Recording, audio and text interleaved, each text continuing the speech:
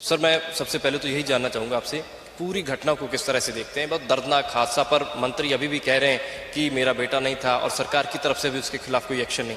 नहीं, अगर मंत्री का बेटा नहीं था, मंत्री नहीं था, तो वो गाड़ियां किसकी हैं? जो गाड़ी है थार नंबर है, उसका बाकायदा जो है वो किसके नाम पे है? मंत्री के नाम पे है। जो लोग आंदोलन कर रहे हैं उन सबने देखा, जिनको चोट लगी है उन सबने वो देखा है कि वो व्यक्ति वहीं पे है। तो ये केवल ये कहना इस इन्वेस्टिगेशन को टेम्पर करने की कोशिश है, रफा दफा करने की कोशिश है। एक अहंकार में डूबा हुआ, सत्ता के नशे में डूबा हुआ व्यक्ति कि उसका बाप जो गृह राज्य मंत्री है तो किसी को भी मार देगा। होना तो ये चाहिए कि केंद्रीय गृह राज्य मंत्री को मंत्रिमंडल से हटाया जाना चाहिए।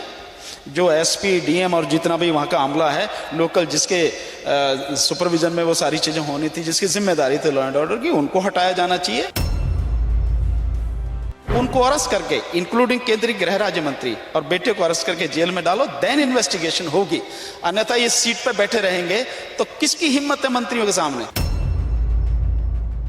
सत्ता में हिस्सेदारी है उनकी, फिर उसके बावजूद गिरफ्तारी हो पाएगी? लवप्रीत 19 साल की उम्र है। अब आप पूछिए उन बहनों से जिनका भाई चला गया, उस मां से, उस बाप से जिसका जवान बेटा चला गया। अगर इस बात को मन में रख के इन्वेस्टिगेशन करेगा तो निश्चित रूप से सही इन्वेस्टिगेशन होगी और वो अरेस्ट होंगे। और अगर उसने सरकार के सामने दुम हिलाने की सोच ही रखी है, उसके सामने कुछ कर ही नहीं सकता, तो फिर कुछ भी हो सकता है, इतना कहा नहीं जा सकता। लखीमपुर खीरी ਦੇ ਤਿਕੁਨੀਆਂ ਦੇ ਵਿੱਚ ਦਰਦਨਾਕ ਹਾਦਸਾ ਵਾਪਰਿਆ ਔਰ ਕਿਸਾਨਾਂ ਦੀ ਸ਼ਹਾਦਤ ਹੋਈ ਹੈ, ਪਰ ਮੰਤਰੀ ਕਹਿ ਰਹੇ ਨੇ ਕਿ ਮੇਰਾ ਬੇਟਾ ਉੱਥੇ ਮੌਜੂਦ ਹੀ ਨਹੀਂ ਸੀ। ਪਰ ਭਾਨੂ ਪ੍ਰਤਾਪ ਸਿੰਘ ਸੁਪਰੀਮ ਕੋਰਟ ਦੇ ਸੀਨੀਅਰ ਵਕੀਲ, ਉਹ ਵੀ ਕਿਸਾਨਾਂ ਦੀ ਹਮਾਇਤ ਦੇ ਵਿੱਚ ਲਗਾਤਾਰ ਆਵਾਜ਼ ਵੀ बुलंद कर रहे हैं, ਇੱਥੇ ਵੀ पहुंचे ने। सर, मैं सबसे पहले तो यही जानना चाहूंगा आपसे, पूरी घटना को किस तरह से देखते हैं? बहुत दर्दनाक हादसा, पर मंत्री अभी भी कह रहे हैं कि मेरा बेटा नहीं था और सरकार की तरफ से भी उसके खिलाफ कोई एक्शन नहीं। नहीं, अगर मंत्री का बेटा नहीं था, मंत्री नहीं था, तो वो गाड़ियां किसकी हैं? जो गाड़ी है थार नंबर है, उसका बाकायदा जो है वो किसके नाम पे है? मंत्री के नाम पे है। वो उस गाड़ी की यहाँ की जो है फोटो भी है, वीडियोस भी हैं, और सबने देखा है। जो लोग आंदोलन कर रहे हैं उन सबने देखा, जिनको चोट लगी है उन सबने वो देखा है कि वो व्यक्ति वहीं पे है। तो ये केवल ये कहना इस इन्वेस्टिगेशन को टेम्पर करने की कोशिश है, रफा दफा करने की कोशिश है। और ये इसलिए कहा जा रहा है कि इसको इसी तरफ ले जाए इन्वेस्टिगेशन पुलिस, कि भाई वो तो था ही नहीं वहां पे, उसकी प्रेजेंस वहां से हटा दीजिए। लेकिन सच ये है कि वो वहां पे था, गोली चलाने वालों में भी वो था वहां पे, और गाड़ी जो चलाई जा रही है वो गाड़ी सब उनके द्वारा ही चलाई गई, और सोची समझी साजिश के तहत बहुत ही जघन्य अपराध किया गया है। मैं समझता हूं आजादी के बाद किसी भी आंदोलन में किसी भी जनता पर जो आंदोलन कर रही है, इस बुरी तरह से पीछे की तरफ से आके आप गाड़ी चढ़ा दें, ऐसा कभी हुआ नहीं है। और वो भी एक केंद्रीय गृह राज्य मंत्री का बेटा चला रहा, और वो ये सारी चीजें कर रहा है। तो होना तो ये चाहिए कि केंद्रीय गृह राज्य मंत्री को मंत्रिमंडल से हटाया जाना चाहिए। जो एसपी, डीएम और जितना भी वहां का आमला है, लोकल, जिसके सुपरविजन में वो सारी चीजें होनी थी, जिसकी जिम्मेदारी थी लॉ एंड ऑर्डर की, उनको हटाया जाना चाहिए। उनको अरेस्ट करके, इंक्लूडिंग केंद्रीय गृह राज्य मंत्री और बेटे को अरेस्ट करके जेल में डालो, देन इन्वेस्टिगेशन होगी।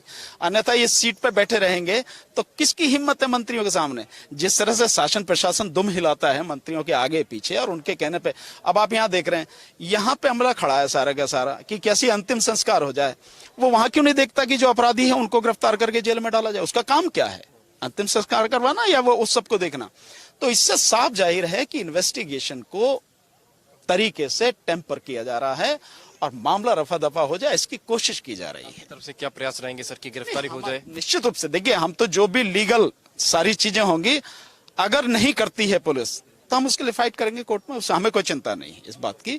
निश्चित रूप से जहां तक लीगल उसकी बात है, हमारी टीम जब भी जैसी भी जरूरत होगी इस मामले को पूरी तरह से फाइट करेंगे। हमें कोई दिक्कत नहीं। हमारे पास इतने जो है आई विटनेसेस हैं, इतने वीडियोस हैं, सारा कलेक्ट करके अगर नहीं सही तरीके से होता, सारी चीजें कोर्ट के सामने रखें। पोस्टमार्टम रिपोर्ट भी देखने के लिए आपको बुलाया गया, आपने देखा क्या? कोई गड़बड़ रिपोर्ट देखने के लिए बुलाया गया, मैंने देखी, बट मैं उसे डिस्क्लोज आपके सामने नहीं कर सकता क्योंकि अभी इन्वेस्टिगेशन चल रही है।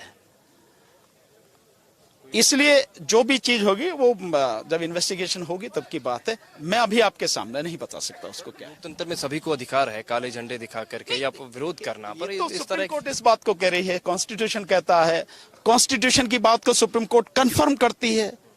और कॉन्स्टिट्यूशन बेंच जो है वो इस बात को कहती है कि लोगों के मौलिक अधिकार हैं। सुप्रीम कोर्ट की ऑब्जर्वेशन कितनी है कि आंदोलन करना शांतिपूर्वक ये हर नागरिक का अधिकार है, किसानों का भी अधिकार है, आप कर सकते हैं, करें आप।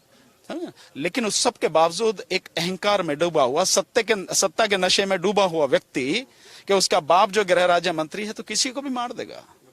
आखिरी सवाल होगा आपसे कि प्रभावशाली हैं, सत्ता में हिस्सेदारी है उनकी, फिर उसके बावजूद गिरफ्तारी हो पाएगी, क्या लगता है आपको? क्योंकि बहुत सारे ऐसे पावरफुल केसेस देखे हैं, बहुत सारे लोग मर्डर होते हैं, क्योंकि हालांकि उस पर तो बहुत सारे पहले भी केसेस दर्ज हैं मंत्री के खिलाफ, हिस्ट्री शीट खुली थी एक बार। नहीं, देखिए मैं नहीं जानता गिरफ्तारी हो पाएगी नहीं हो पाएगी, अभी तक तो पूरा संदेह है। पर अगर शासन प्रशासन की, इन्वेस्टिगेशन करने वाले व्यक्ति की, उन लोगों की अगर जरा सी भी नैतिकता बची है और वो इस बात को अपने मन में सोच के कि अगर ये मरने वाले जो लोग हैं ये मेरे परिवार के होते हैं, ये बेटा जो है जो अभी जिसका हम अंतिम संस्कार करके आ रहे हैं, लवप्रीत 19 साल की उम्र है। अब आप पूछिए उन बहनों से जिनका भाई चला गया, उस माँ से, उस बाप से जिसका जवान बेटा चला गया, और वो बाकी जो सारे साथी हैं, अगर इस बात को मन में रख के इन्वेस्टिगेशन करेगा तो निश्चित रूप से सही इन्वेस्टिगेशन होगी और वो अरेस्ट होंगे। और अगर उसने सरकार के सामने दुम हिलाने की सोच ही रखी है, उसके सामने कुछ कर ही नहीं सकता, तो फिर कुछ भी हो सकता है, इसमें कहा नहीं जा सकता। लेकिन हम लोग पूरी कोशिश करेंगे कि अपराधी जो हैं उनको सजा मिले। ਸੁਪਰੀਮ ਕੋਰਟ ਦੇ ਸੀਨੀਅਰ ਐਡਵੋਕੇਟ ਭਾਨੂ ਪ੍ਰਤਾਪ ਸਿੰਘ ਸਾਡੇ ਨਾਲ ਮੌਜੂਦ ਸਨ। ਇਹਨਾਂ ਨੇ ਰਿਪੋਰਟਸ ਵੀ ਦੇਖੀਆਂ ਜੋ ਪੋਸਟਮਾਰਟਮ ਰਿਪੋਰਟ ਆਈ ਹੈ, ਕਹਿੰਦੇ ਅਸੀਂ ਡਿਸਕਲੋਜ਼ ਨਹੀਂ ਕਰਾਂਗੇ, ਪਰ ਕਹਿੰਦੇ ਕਿ ਗ੍ਰਿਫਤਾਰੀ ਹੋਵੇ ਮੁਲਜ਼ਮ ਦੀ, ਇਸ ਦੇ ਲਈ ਹਰ ਸੰਭਵ ਮਦਦ ਕੀਤੀ ਜਾਏਗੀ। ਪਰਿਵਾਰ ਦੀ ਵੀ ਕਿਸਾਨਾਂ ਦੇ ਨਾਲ ਕਹਿੰਦੇ ਖੜੇ ਰਹਾਂਗੇ ਤਾਂ ਕਿ ਦੋਸ਼ੀਆਂ ਨੂੰ ਸਜ਼ਾ ਮਿਲ ਸਕੇ। ਕੈਮਰਾ ਪਰਸਨ ਮਨਪ੍ਰੀਤ ਦੇ ਨਾਲ ਵਿਕਰਮ ਸਿੰਘ, ਪ੍ਰੋ ਪੰਜਾਬ ਟੀਵੀ, ਲਖੀਮਪੁਰ ਖੀਰੀ।